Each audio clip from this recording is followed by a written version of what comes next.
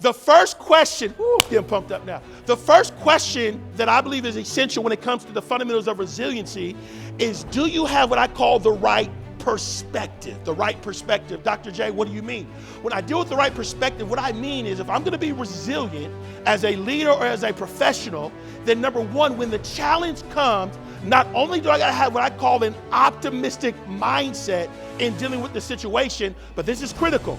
I got to be able to identify the lesson, recognize the opportunity, and discover how can I turn the negative into a positive. Now, why is this critically important? Well, it's important because number one, I've discovered that having the right perspective not only enables you to overcome, persevere, and navigate challenges. This word is good. But I've discovered, but when I have the right perspective, I can extract the lesson that's in the challenge, because there's always a lesson in the challenge. Number two, I can recognize the opportunity. As crazy as it sounds, there's always some opportunity in the challenge. And then lastly, I'm able to use the information about the lesson and about the opportunity to figure out how can I use this as a launching pad for greater impact and success. Because as I told you all the time, when storms come, it could be a signal of something better to come. What I'm saying is the challenge is a precursor to where you're about to go. But I can't get through the challenge if I don't have the right attitude of the challenge. So your perspective determines your outcome. So here's the question. If I'm going to be resilient, if I'm going to persevere, if I'm going to overcome, what is my mindset? I'm going to take it a step further. Gandhi says this. They quoted one, maybe somebody, they say Gandhi, so here we go. Your thoughts become your words. Your words become your actions. Your actions become your habits. Your habits become your character. Here it comes. Your character becomes your destiny. Notice your destiny ends where your mind begins. I'm going to repeat that again for the tweeters out there. Your destiny ends where your mind begins.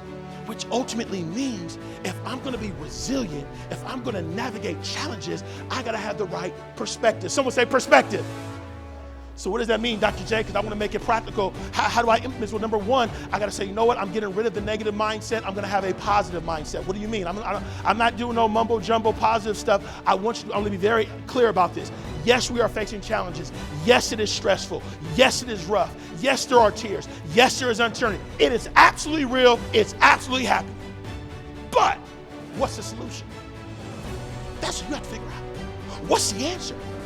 How are you going to overcome?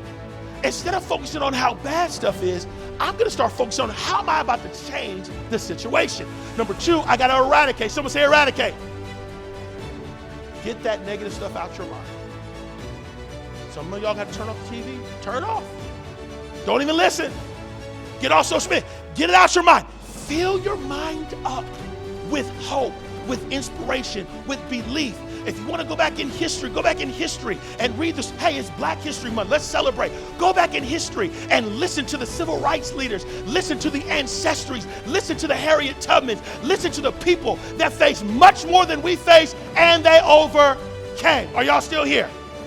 Go to Helen Keller when she was not able to see, but yet she was able to be so great. In essence, she had no sight at all, but yet Helen Keller did some of the most amazing things in the world. And if this woman who was not able to see could do amazing things, what more can we do? Someone say perspective.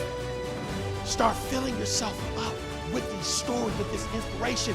And then I got to seek out, what's the lesson? There got to be a lesson here.